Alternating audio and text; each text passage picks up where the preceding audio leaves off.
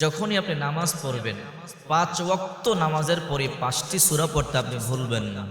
আপনি যতই ব্যস্ত থাকেন, যতই তাড়াহুড়া থাকে, ৫ ওয়াক্ত নামাজের পরে এই ৫টি সূরার আমল আপনি করবেন।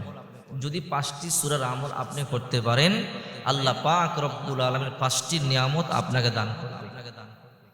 এই জন্য বিশ্বনবী মুহাম্মদ সাল্লাল্লাহু আলাইহি ওয়াসাল্লাম বলেন, যখন তোমরা ৫ ওয়াক্ত নামাজ আদায় করবে, যদি তোমরা ৫ ওয়াক্ত নামাজের পরে ৫টি সূরার আমল করতে পারো, আল্লাহ পাক রব্বুল আলামিন ৫টি নিয়ামত দান করবে। এর মধ্যে ১ নাম্বার, কিয়ামতের ময়দানে যেদিন আরশে আজিমের ছায়া ব্যতীত অন্য কোনো ছায়া থাকবে না, সূর্য মাথার কাছাকাছি চলে আসবে, মাটি তামা হয়ে যাবে, পালাবার মতো কোনো জায়গা থাকবে না, মাথার বাটি ফেটে মগজগুলো বায়া বায়া পড়বে। আহারে, কেউ কারো পরিচয় দিবে না। ইয়াউমা ইয়াফিরুল মারউ মিন আখি ওয়া উম্মিহি ওয়া আবি ওয়া সাহিবাতিহি ওয়া বানি লিকুল্লি ইমরিইম মিনহুম ইয়াউমাইযিন শাআনু ইউগনি। ওই দিন মা পরিচয় দিবে না, বাবা পরিচয় দিবে না, ভাই বোন কেউ সন্তানাদি পরিচয় দিবে না, ওই দিন স্ত্রীও পরিচয় দিবে না, কেউ তোমাকে চিনবে না।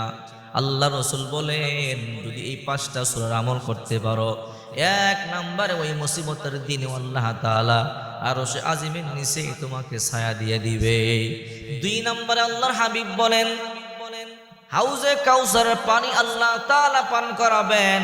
৩ নম্বরে গায়ব থেকে আল্লাহ পাক রব্বুল আলামিন রিজিকের ব্যবস্থা করে দিবেন। ৪ নম্বরে আল্লাহ পাক রব্বুল আলামিন সমস্ত বিপদ আপদ থেকে হেফাজত করবেন।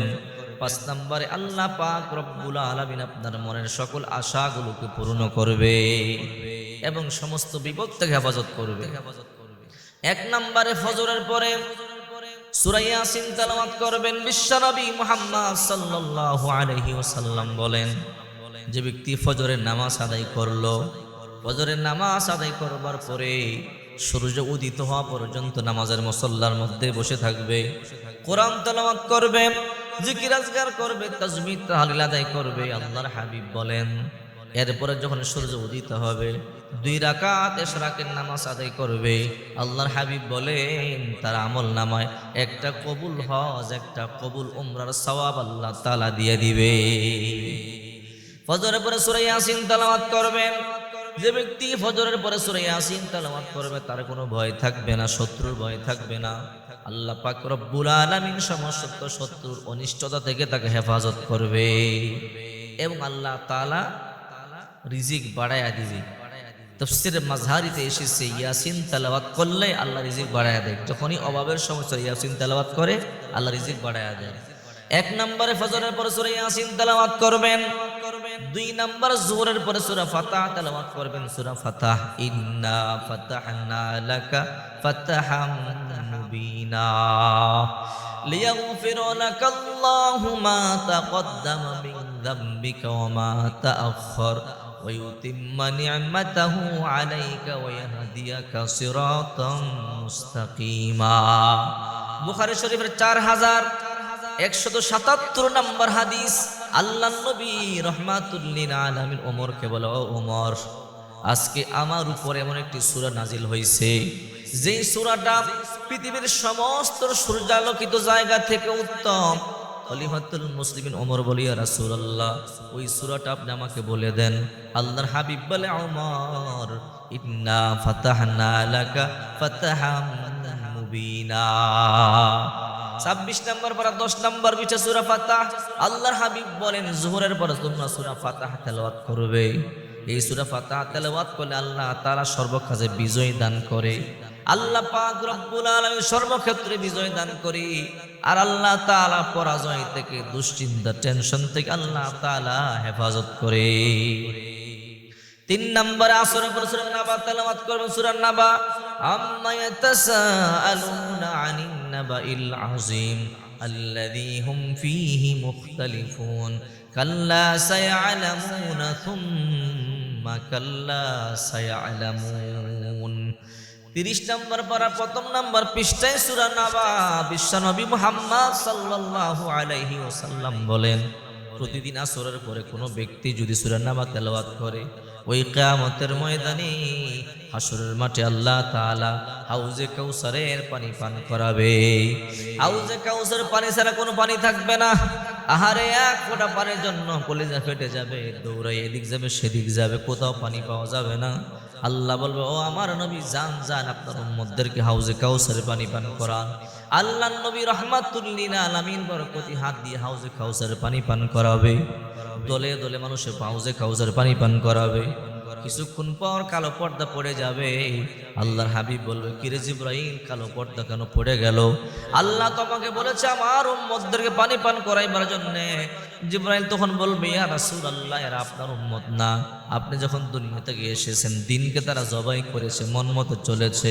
ওগো নবীজি, তাদেরকে পানি পান করাইবার কথা আল্লাহ তাআলা বলে নাই। যদি হাউজে কাউসার পানি পান করতে চান, তাহলে প্রত্যেক দিন আসরের পরে সূরা নাবা তেলাওয়াত করবেন। এরপরে 4 নম্বর মাগরিবের পরে সূরা ওয়াকিয়া তেলাওয়াত করবেন।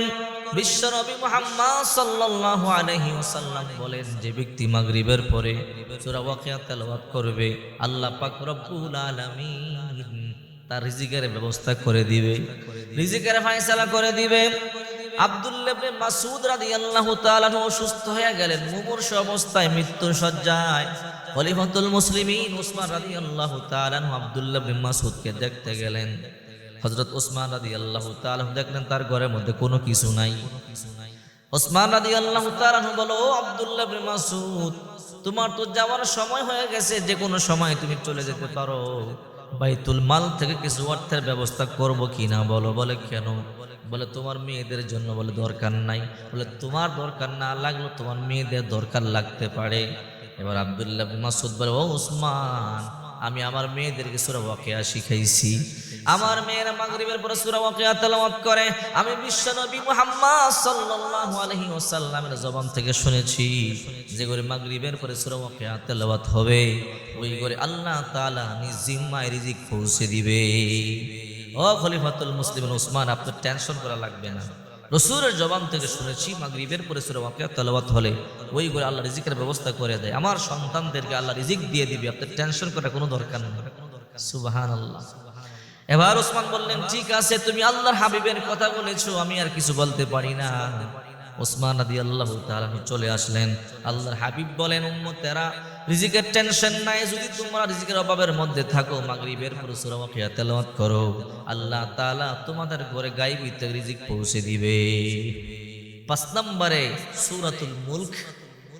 আল্লাহর হাবিব বিশ্বনবী মুহাম্মদ সাল্লাল্লাহু আলাইহি ওয়াসাল্লাম বলেন, যে ব্যক্তি প্রতিদিন এশারের নামাজের পরে সূরা মুলক তেলাওয়াত করবে, ওই ব্যক্তির কবরে কোনো ভয় নাই, তার কবরে কোনো আযাব হবে না। হযরত আবু হুরায়রা রাদিয়াল্লাহু তাআলা আনহু বলেন, আল্লাহর হাবিব বিশ্বনবী মুহাম্মদ সাল্লাল্লাহু আলাইহি ওয়াসাল্লাম বলেছেন, সাহাবীরা, কোরআনুল কারীমের মধ্যে 30টি আয়াত বিশিষ্ট এমন একটি সূরা আছে, যে সূরাটি তেলাওয়াতকারীর জন্য সুপারিশ করবে ততক্ষণ পর্যন্ত, যতক্ষণ পর্যন্ত না তাকে জান্নাত পর্যন্ত পৌঁছানো হবে। ওই সূরা তার জন্য সুপারিশ করবে, ঝগড়া লাগবে। সুবহানাল্লাহ। এই জন্য আপনারা আমার হাবিব বিশ্বনবী মুহাম্মদ সাল্লাল্লাহু আলাইহি ওয়াসাল্লাম বলেন, তোমরা এশার পরে সূরা মুলক তেলাওয়াত করো। তাবারাকাল্লাযী বিয়াদিহিল মুলকু ওয়া হুয়া আলা কুল্লি শাইইন কাদির আল্লাযী খালাকাল মাউতা ওয়াল হায়াতা লিয়াবলুয়াকুম আইয়ুকুম আহসানু আমালা ওয়া হুয়াল আজিজুল গফুর। 29 নম্বর পারা, 1 নম্বর পৃষ্ঠা, সূরা মুলক। এই সূরা তেলাওয়াতকারীকে আল্লাহর কোরআন, আল্লাহর এই সূরাটা সুপারিশ করবে যতক্ষণ পর্যন্ত না সে জান্নাতে যাবে। এই জন্য আপনারা আমার নবী, কলিজার টুকরা নবী, এতিম নবী, রহমাতুল লিল আলামিন, সাইয়্যিদুল মুরসালিন, খাতামুন নবিয়্যিন নবী, যাকে আল্লাহ তাআলা বড় মুহাব্বত করতেন, আল্লাহর পরে যার স্থান, ওই নবী বলে, ও উম্মতেরা, তোমরা দৈনিক 5টি সূরার আমল করো, 5টি সূরা তেলাওয়াত করো, 5 ওয়াক্ত নামাজের পরে 5টি সূরার আমল করো। যদি তোমরা 5 ওয়াক্ত নামাজের পরে 5টি সূরার আমল করতে পারো, তোমাদের টেনশন নাই, তোমাদের ভয় নাই, তোমাদের চিন্তা নাই।